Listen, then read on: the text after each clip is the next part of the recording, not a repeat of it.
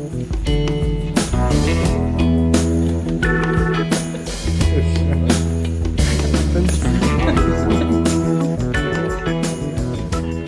fait peur, ça donne un côté, on a une image assez ésotérique des constellations familiales. Et moi, ce que j'aimerais vraiment, c'est sortir un peu de ce cadre-là, puisque la constellation familiale en elle-même n'est pas une pratique ésotérique en Tu veux soi. dire qu'il n'y a rien de magique dans la Il n'y a rien de constellation? magique. Je lisais une communication que tu avais fait il y a peu de temps là-dessus, sur ton expérience justement sur les constellations familiales que tu avais vécues au mois de septembre, hein, on avait fait ensemble.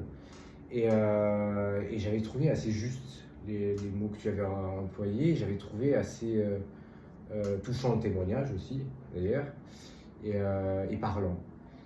Ce qui se passe dans les constellations familiales, il n'y a pas de magie, il n'y a pas d'ésotérisme, on n'appelle pas, c'est pas des tables de Ouija ou de choses comme ça. Alors, je dirais qu'il faudrait aborder les constellations sur deux angles.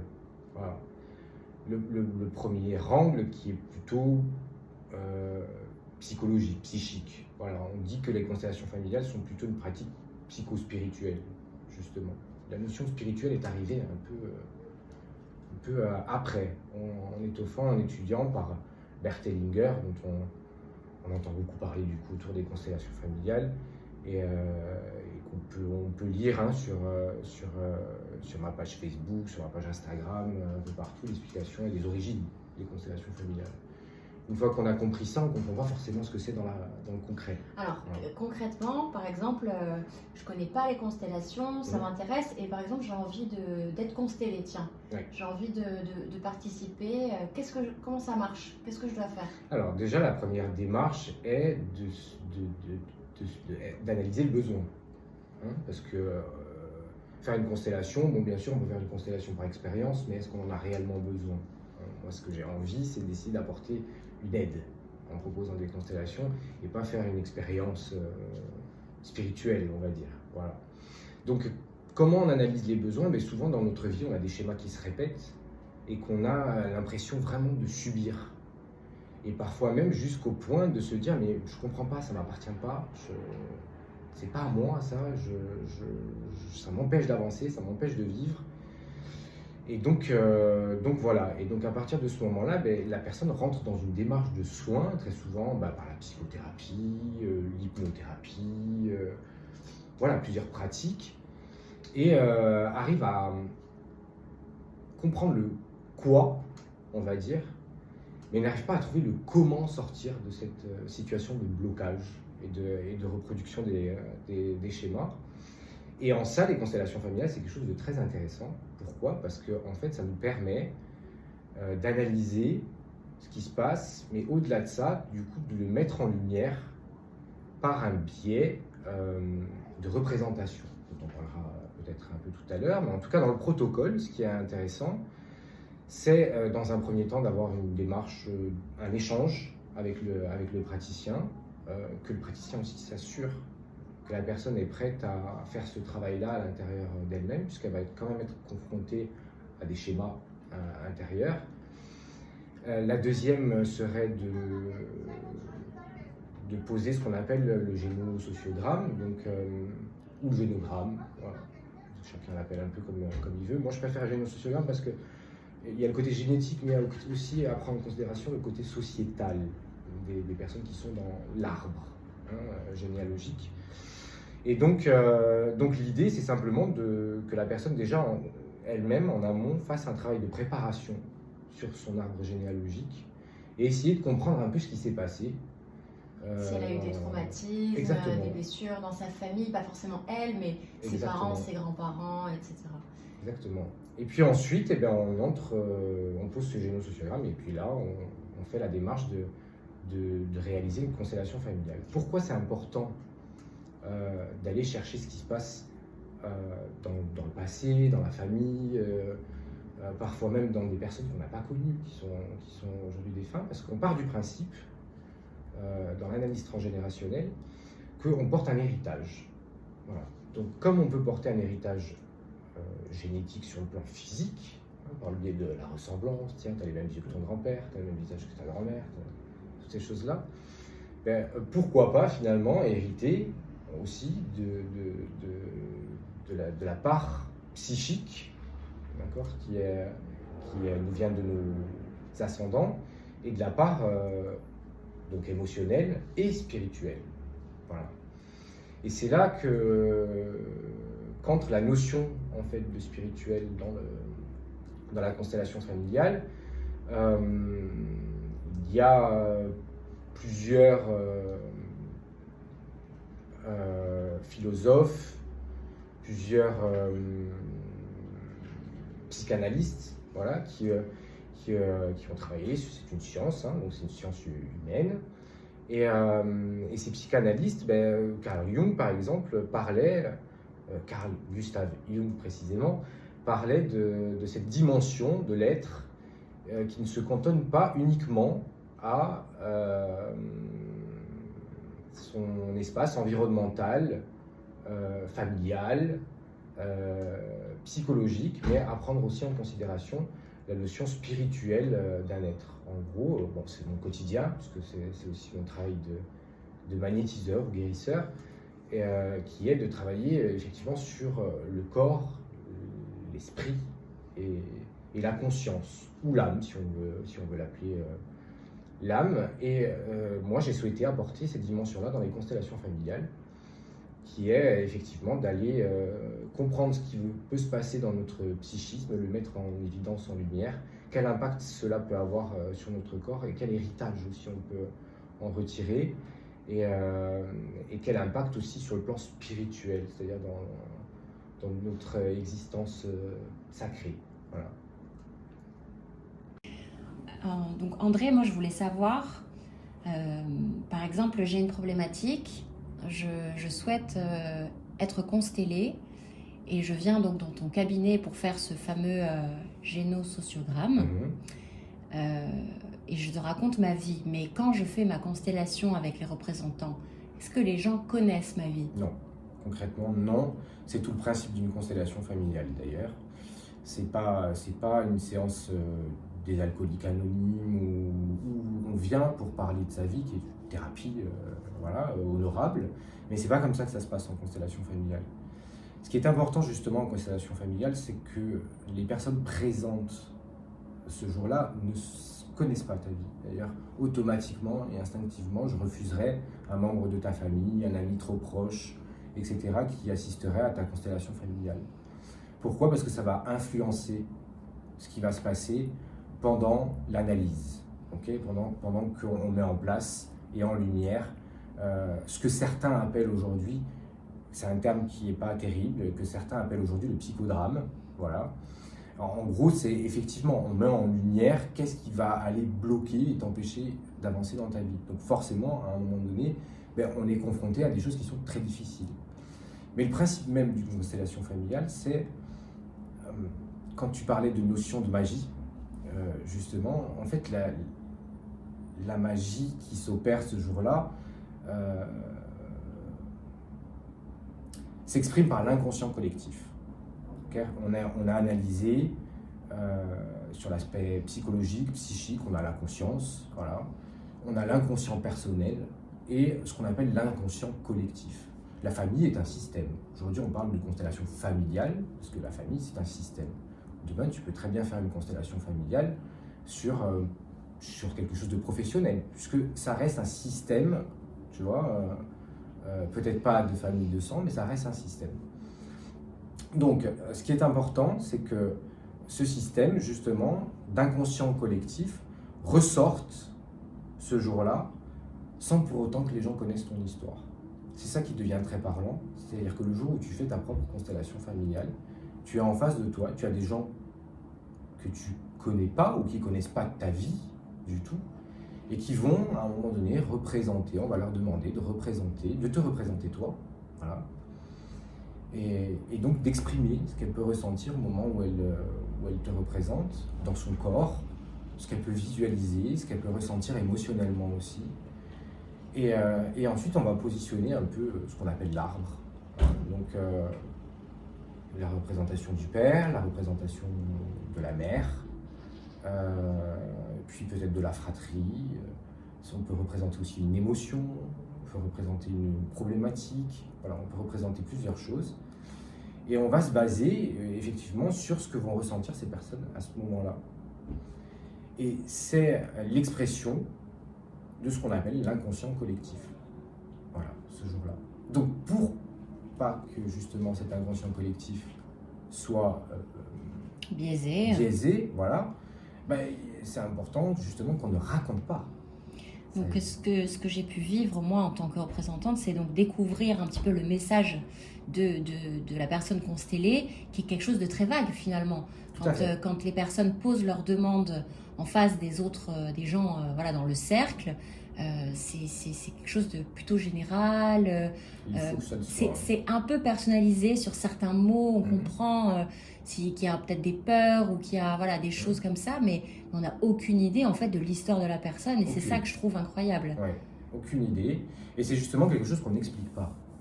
Hein, parfois certains l'expliqueront par une notion spirituelle,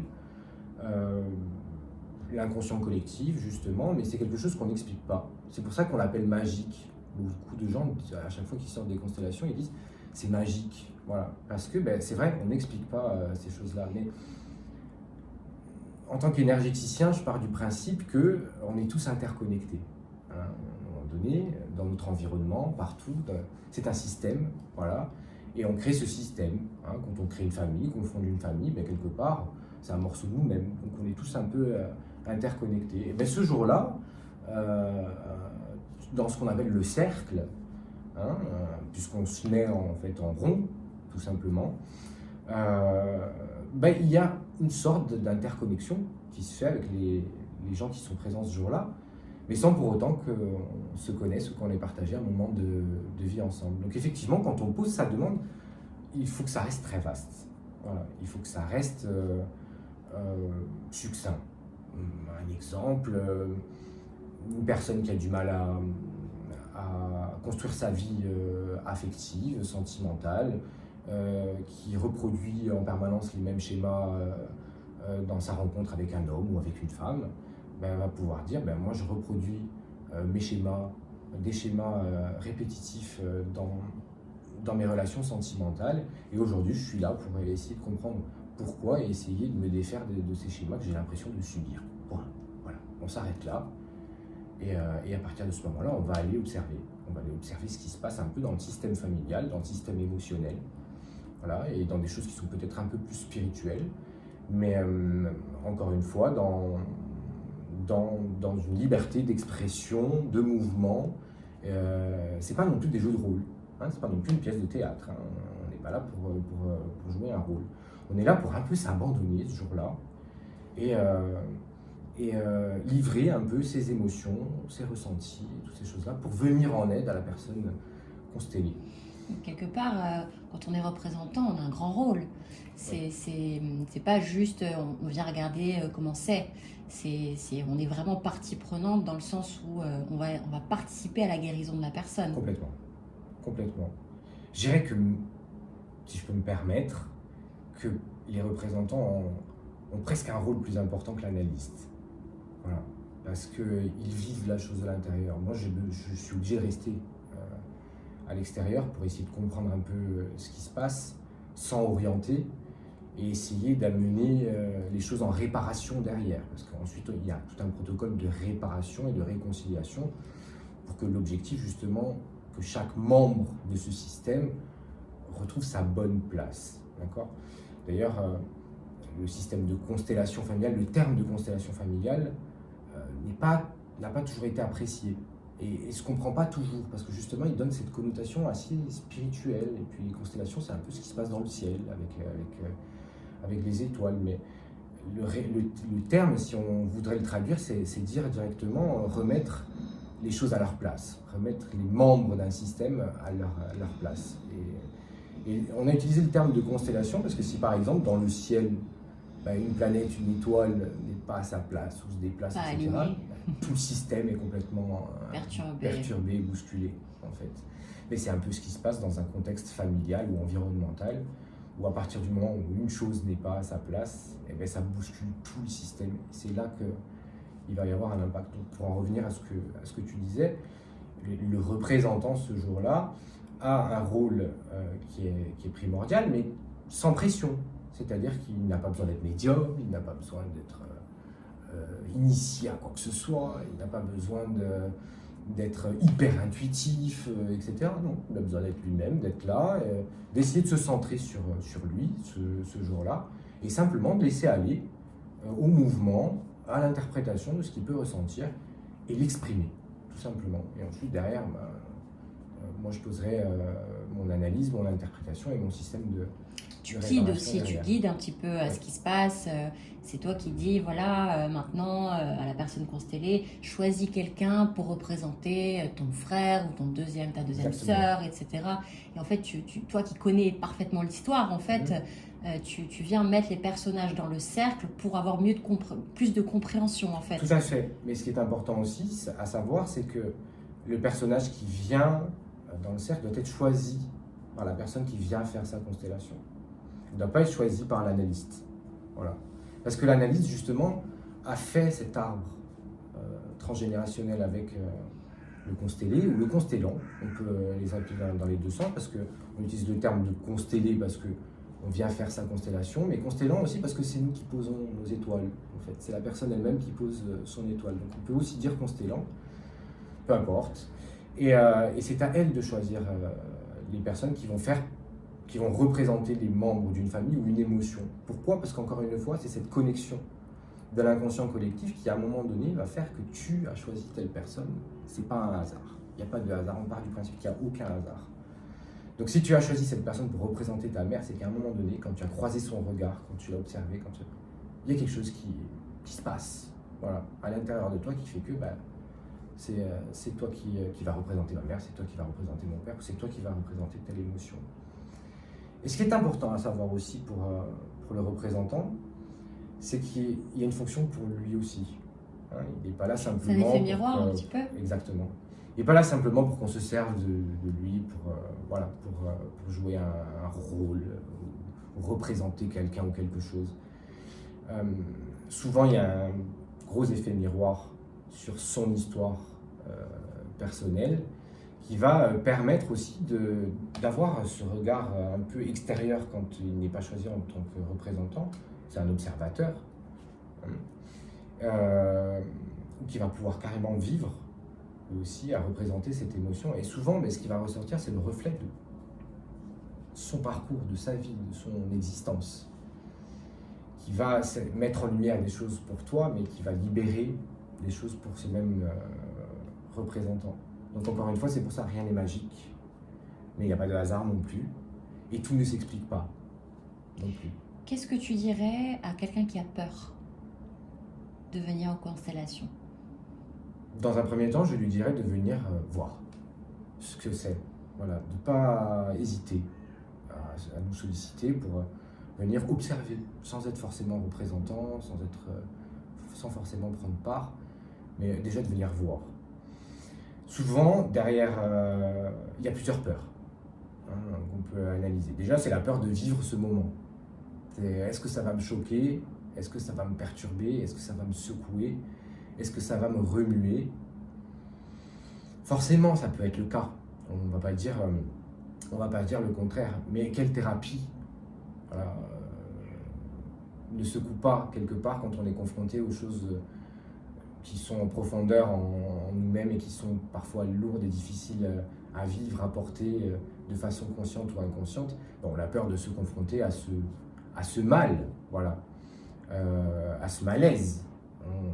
Donc, on n'a pas à avoir plus peur que d'aller, par exemple, faire une séance d'hypnose ou de sophrologie ou de méditation ou de choses comme ça.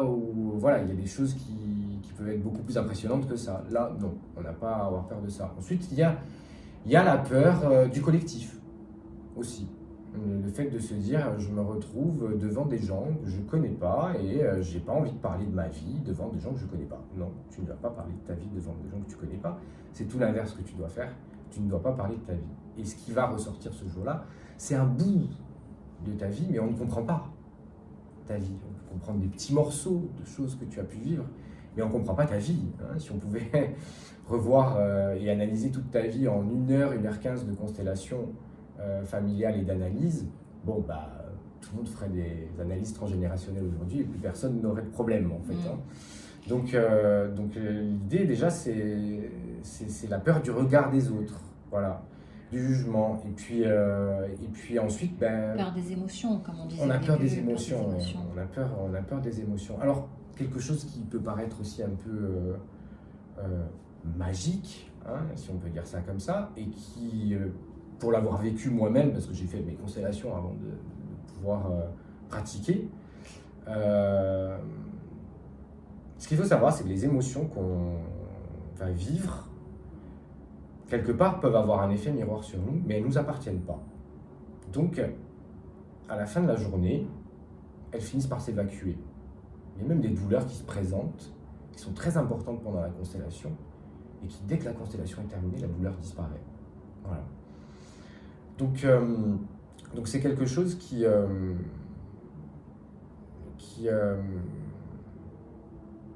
demande quand même à ce qu'on soit en mesure d'accepter qu'on a des émotions qui parfois peuvent être joyeuses d'ailleurs, parce qu'en constellation on peut avoir aussi des émotions très joyeuses, comme des émotions difficiles. Voilà.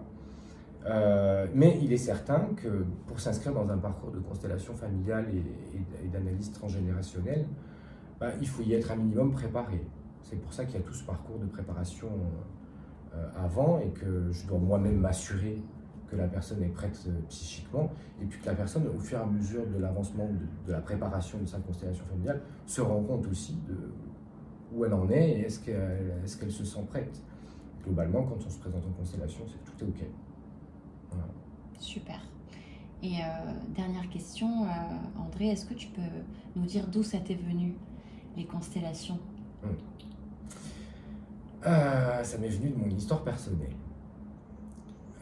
Longtemps, enfant, j'ai grandi dans 2 familles, j'appelle 2 familles parce que c'est mon père, ma mère, voilà, et la famille paternelle, la famille maternelle, aimante, hein, mais, très aimante même, avec la notion d'amour et d'expression de l'amour peut-être différente, mais très aimante. Mais au fur et à mesure du temps, je me rendais compte et j'observais depuis tout petit, en fait. Hein, j'ai un côté assez observateur sur les choses et j'ai toujours eu une part de moi qui était très spirituelle.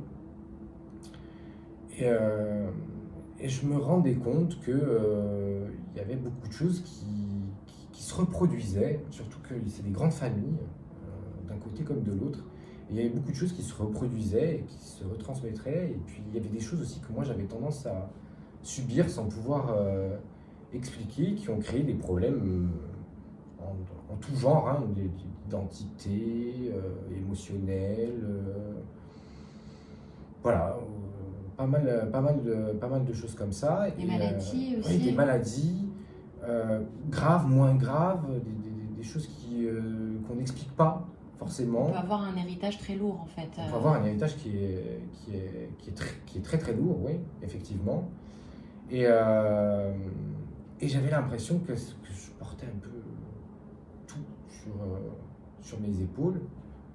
La grande famille qu'on était, moi j'avais cette impression-là. C'était qu'une impression, hein, parce que chacun a sa fonction dans une famille, et puis voilà.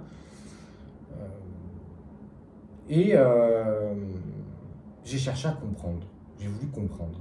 Voilà, j'ai voulu comprendre qu'est-ce qui se passait à l'intérieur de moi, pourquoi je vivais des dualités, par exemple, pourquoi je vivais des problèmes d'identité, voilà, des choses comme ça. Donc j'ai commencé à chercher.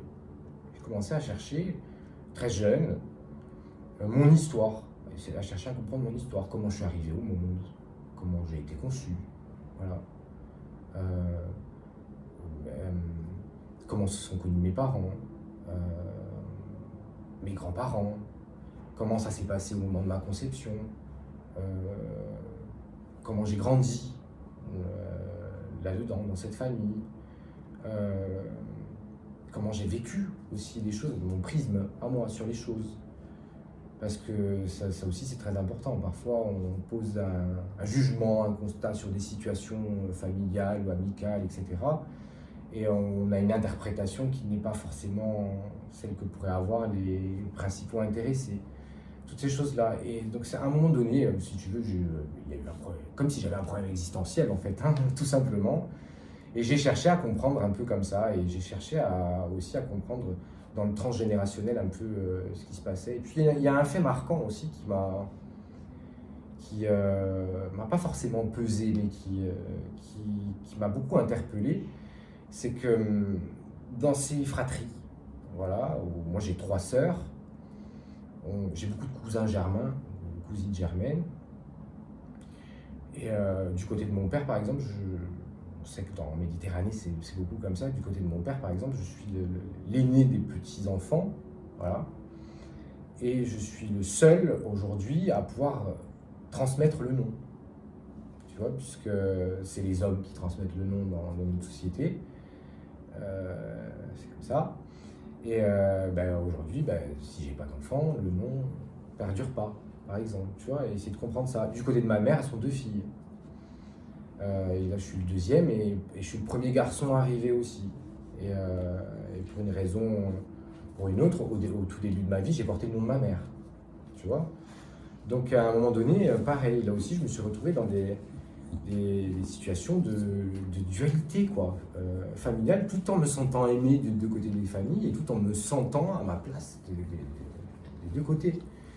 Et ça a créé clairement un problème d'évolution et quand même d'identité à l'intérieur de moi, et j'avais besoin de comprendre tout ça, et j'avais besoin de comprendre qu'est-ce qui pouvait se passer autour de tout ça. Et je dois dire que le fait d'être allé chercher un peu ce qui se passait chez mes ancêtres, voilà, comment sont constituées les familles, dans quel système, dans quelle société, dans quelles conditions aussi, quels ont été les traumatismes dans cette famille, dans ces familles, m'ont permis de comprendre beaucoup de choses sur moi-même en fait. Et ont donné beaucoup de sens aussi à mon existence, à ce que je vis.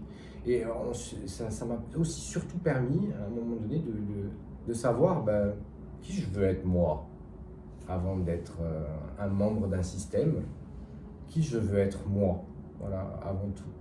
Donc, bon, le chemin n'est jamais terminé, mais ça m'a permis de très très bien avancer. Et, mais là, encore une fois, j'étais dans le quoi. Voilà. Mais toujours pas dans le comment. Parfois, j'arrivais pas à trouver les clés, voilà, des explications. Qu'est-ce qui pouvait bloquer, qu'est-ce qui s'est passé, qu'est-ce qui m'empêche d'avancer sur tel et tel sujet, tel et tel point. Et puis un jour, j'ai entendu parler de constellation familiale et j'ai commencé à m'y intéresser sincèrement. Et donc, j'ai commencé à travailler sur moi-même avant tout et à faire mes propres constellations familiales. Donc, j'ai été moi-même à la place de représentant et de constellant ou constellé. Voilà, et j'ai vécu de l'intérieur tout ça. Et parfois, on est un peu perplexe. On se dit, je vois pas ce que ça va pouvoir m'apporter, tout ça. Ok, j'ai compris, ok, j'ai vu ce qui se passe, voilà. Puis après, on se rend compte qu'au final, on a un point en moins, il y a quelque chose qui nous a tellement perturbés pendant des années, qui aujourd'hui a l'air d'être loin derrière. On retrouve une paix intérieure par rapport à certaines histoires familiales, personnelles, amicales, sentimentales aussi, affectives, je dirais, globalement. Et puis, comme on reçoit souvent ce qu'on émane, hein, voilà, notre aura, du coup, je pense que mon comportement aussi face à certaines choses a changé. Voilà, mon prisme aussi face à certaines situations a changé. Et du coup, forcément, ma vie s'est un peu soulagée, allégée. Des situations qui étaient beaucoup plus difficiles à vivre avant sont devenues beaucoup plus légères. Voilà. Donc, ce système de constellation familiale m'a vraiment intéressé au départ, mais ensuite m'a permis de pouvoir témoigner moi-même du côté libérateur que ça peut avoir, tant sur le plan émotionnel, psychique que spirituel, parce qu'il y a des gens qui sont dans une démarche spirituelle et qui parfois se sentent bloqués dans cet avancement-là, et ont besoin de comprendre des choses aussi spirituellement, et on peut les comprendre autour d'une constellation familiale. Donc voilà, j'ai vécu ça, et Et après l'avoir vécu, et après avoir pris du recul sur cette pratique-là, après avoir pratiqué du magnétisme, des soins énergétiques, avoir travaillé sur de la psycho-énergétique, avoir travaillé aussi sur tout ce que l'émotionnel peut avoir comme impact sur le corps, mais tout ce que aussi le corps peut impacter dans notre esprit, dans nos émotions. J'ai ressenti le besoin de venir en aide aux autres par cette pratique-là aussi. Voilà. Et je dirais que il y a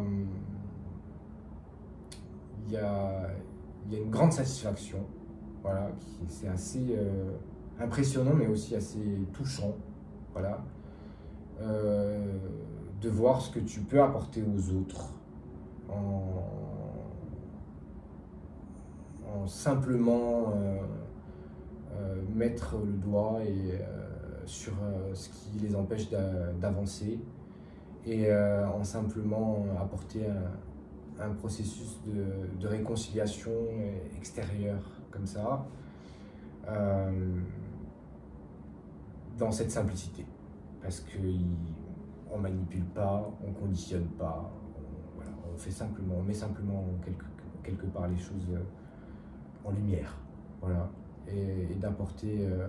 Il y a quelque chose qui m'a vraiment marqué à plusieurs constellations, c'est de voir des personnes qui arrivaient, qui avaient un visage vraiment fermé, une tristesse profonde, une charge profonde sur eux, qui se manifestait même par le corps parfois, par la façon de se tenir, et de les voir repartir le jour même, quoi.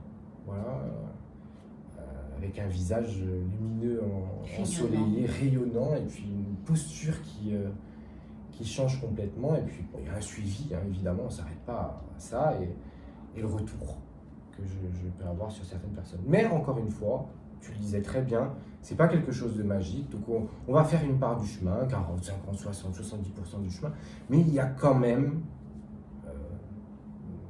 une volonté qui doit être là, de la personne qui vient être constellée et qui vient poser toute analyse.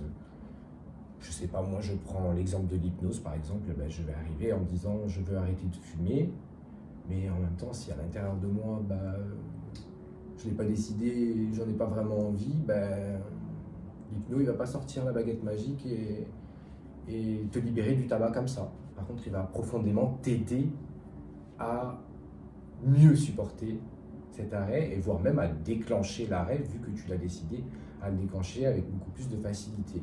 Voilà. Donc il y a toujours cette part qui vient de nous-mêmes, hein. Donc c'est pour ça que la démarche doit être volontaire, avant tout. Et volontaire, et puis on a quand même un petit chemin, comme tu disais, de préparation. Tout à fait. Donc tout ça, ça aide vraiment. Hein. Oui, c'est important. C'est très important. C'est une démarche en conscience. Voilà. C'est une démarche qui doit être intime, très personnelle, où quelque part on va être confronté à soi-même. La question que tu me posais tout à l'heure, c'est quelle est la peur? Qu'est-ce qui fait peur?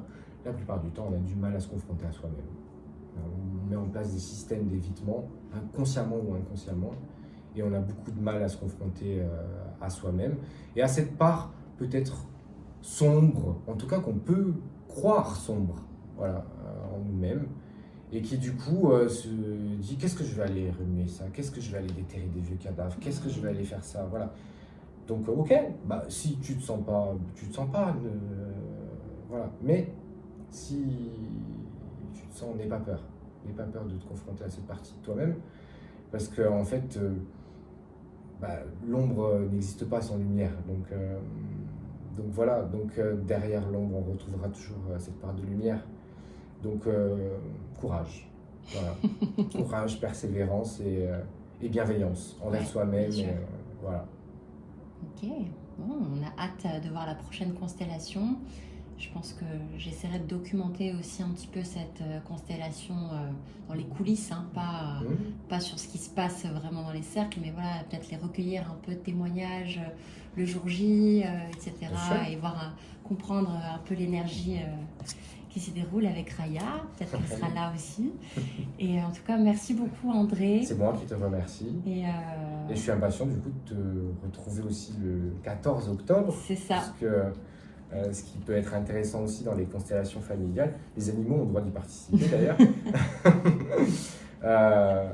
c'est qu'il y a des choses qui sont très très complémentaires. Et j'ai le plaisir d'ailleurs, pour la deuxième fois, d'animer un atelier de constellation familiale avec toi et avec Luc Darak, Hypno, parce que la pratique du yoga, et on a mis cette fois-ci la pratique Kundalini, qui est une énergie karmique, voilà, et la pratique du yoga permet justement de se canaliser énergétiquement et de créer ce lien que je parlais, dont je parlais au début dans le cercle, et peut-être d'avoir aussi un moment de recueillement, voilà, à l'intérieur de soi, et de déclencher cette connexion qu'on peut avoir aussi à venir demander en aide, de l'aide à nos ancêtres, défunts, protecteurs, qui pour moi sont des guides. Voilà. Et puis avec Luc, cette approche de l'hypnose qui permet aussi de réussir à être un peu en état de dissociation, pas complètement, mais dans ce petit état de dissociation qui permet de mieux accueillir vraiment les émotions qu'on vit à ce moment-là, et de mieux les libérer aussi en fin de journée. Donc commencer la journée avec une séance de yoga Kundalini et puis d'hypnose, poursuivre cette journée avec des constellations familiales et reterminer cette journée pour refermer cette énergie du cercle et ramener cette conscience au corps, hein, parce qu'on est beaucoup dans les émotions, beaucoup dans l'esprit, ramener notre conscience et se relier à notre corps en fin de journée, justement pour repartir et laisser ce qui ne nous appartient pas à sa place, là aussi. C'est clair. Donc voilà, et la première journée a été une belle réussite, une belle expérience, et on est reparti pour une deuxième journée, donc le 14 octobre. Et ce ne sera pas la dernière. Ça sera loin d'être la dernière. Merci André. Merci à toi, avec plaisir.